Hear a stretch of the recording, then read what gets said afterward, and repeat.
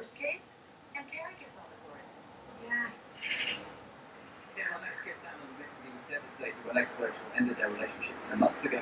Not long after discovering she was pregnant with a baby that they planned. When he discovered she had another man in their house and had been seen kissing a guy in a nightclub, Alan says he started to wonder whether it was his baby at all. Today he's here for DNA results and hopes that if he is the father, he and Rachel can give their relationship another go. Let's get him out. Alan's on the show, guys.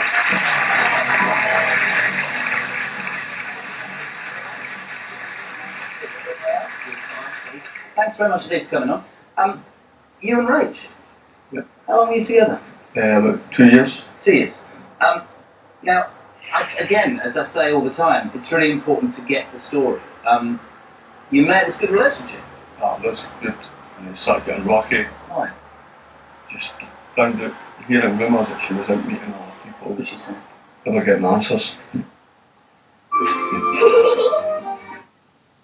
So, if something seems too good to be true, well, you know what? It probably is. But all is not lost. With a bit of know-how and some useful contacts in the building trade, Mark could still turn this project around. Tell me about moving into property development. What do you do at the moment? I own a couple of businesses. My main business at the moment is gaming machines, fruit machines, pool tables, bandits, supplying local pubs and takeaways, etc. And I got a couple. I've just basically sold my chip shops and sandwich bar, which is where I've got the money from to start buying properties. So, in terms of property renovation, then, what kind of experience have you got?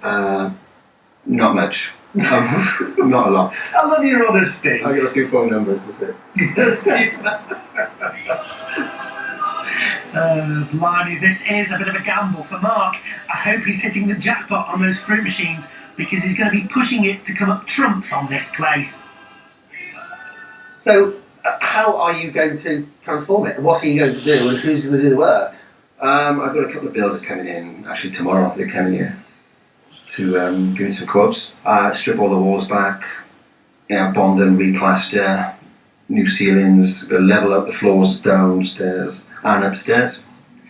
And a new kitchen, new bathroom, restructure the bathroom so it gets a bit more space in there. Fine. So just a couple of things. So, presumably your budget has been slightly exceeded. From a tin of paint to about 15 grand, I think. Right. Hopefully 15 grand will do.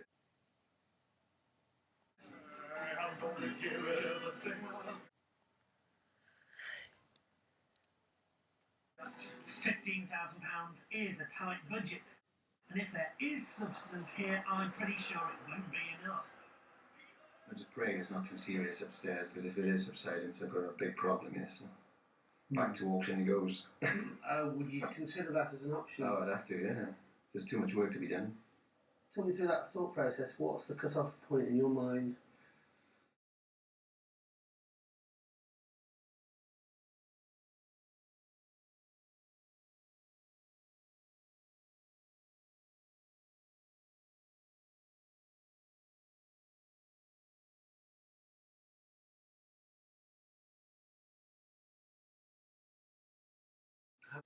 How many would you like to have? Between 20 and 30 houses. Mark certainly has big ambitions, but if he's going to get that many properties in his portfolio, he'll have to curb those gambling instincts.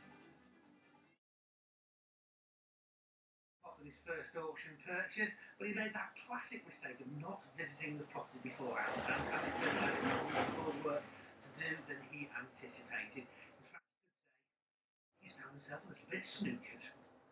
You can find out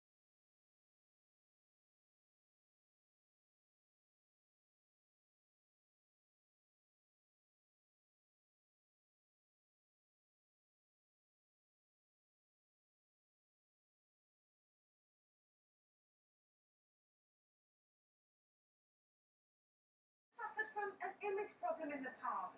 However, I'm aware there's a £100 million generation program taking place as we speak.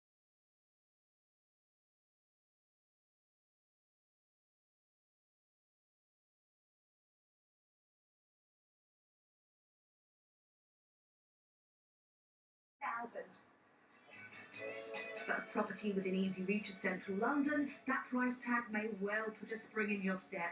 But my concerns about this house on Bounces Road could bring you down to earth with a bump. You bounce my heart around. It's on a main road for starters.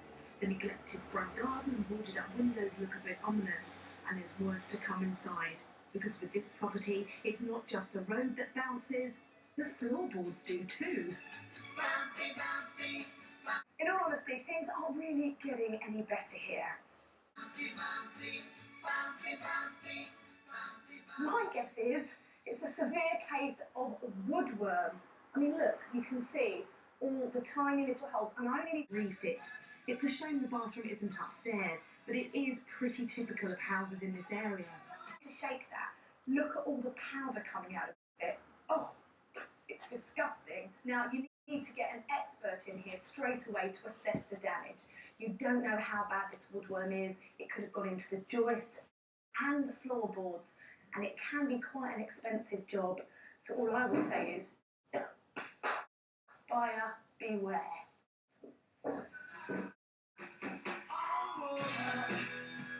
You can treat minor problems with woodworm yourself, but I'd strongly advise this could turn into a major job. Having said that, this is a decent-sized living room, leading off to a kitchen and beyond that, a bathroom at the rear. Both rooms could do with a complete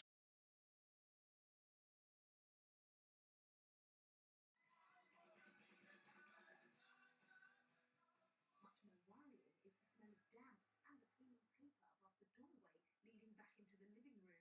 I wouldn't be surprised if there weren't full-blown mushrooms growing out of that thing up there. Oh, there are. First worms and now mushrooms. It's turning into a bit of a wildlife sanctuary in here. But is it a safe haven for my money? Perhaps it's time to explore the rest of the property. So upstairs there are 2 bedrooms, and you know what? I'm glad to say I am not bouncing around on the floorboards up here. It's a lot more stable. Now walking into this room, I can really smell damp, and over here is where the problem lies.